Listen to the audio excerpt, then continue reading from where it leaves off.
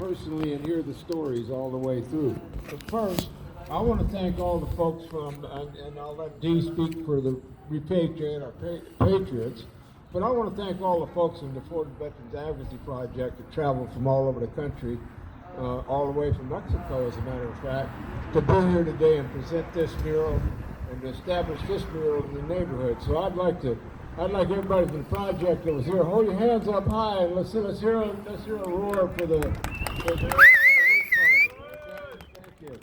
All right, without further ado, it's storytelling time, and our first story is going to be one of the most important ones, and that's Manny Valenzuela. Yeah. All right, Manny.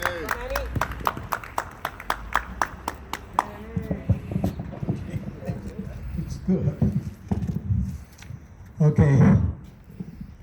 I have a lot to say, man. I've been, since 2009, I've been fighting this with deportation, military veterans.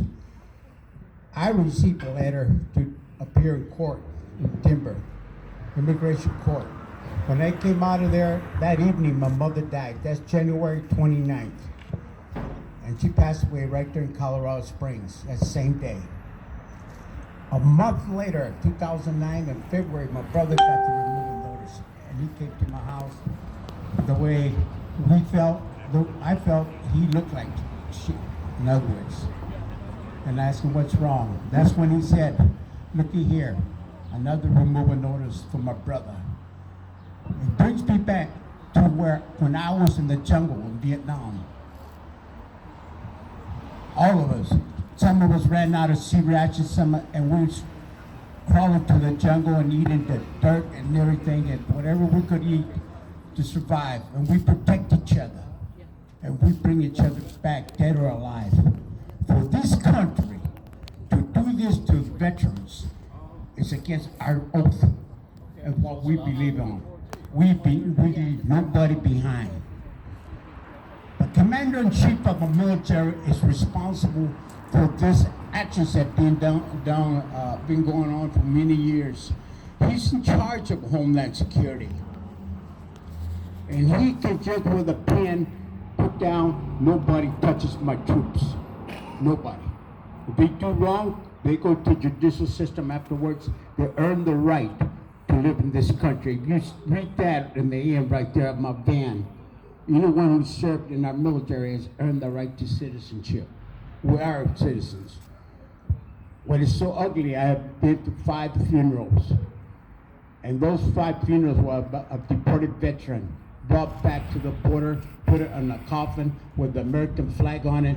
Then they take him to Texas, Corpus at Fort, and they give him a military funeral and fold the flag and give the flag to the parents and say thank you for your service after they've been deported for 20, 15 years. This is a disgrace and dishonor to all of us. Our Commander-in-Chief of the military should have the guts to stand up as commander, not as a politician.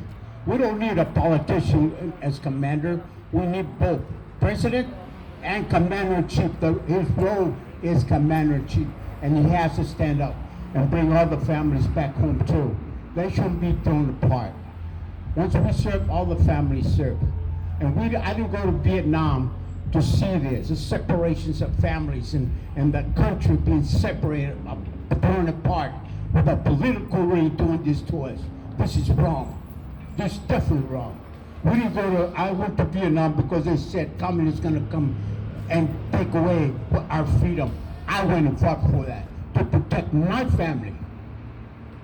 My family. And that's everybody's family we went and fought for. This political ring is done us wrong. We have to start realizing the people of the United States. And you Marines, Army, military, you writers, get up and say, we don't need this shit no more. We're military and we can stop this. We can gather together and say, Commander-in-Chief, no more of this. And your political ring, you're supposed to represent us and take care of us, not do whatever you want with us. And we're not going to accept that. And this September coming up, I have a mission. I've invited to another event with the motorcycle riders and there's gonna be something happening. So President Biden, I want you to stand up and realize it ain't over yet. If you don't take care of this, we're gonna be here and be your nightmare. You have to answer to this. Stop the deportation of military veterans and the families, separations of our families. They say it's not America to be done like this. Thank you very much. Thank you, Manny. Now I'd like to introduce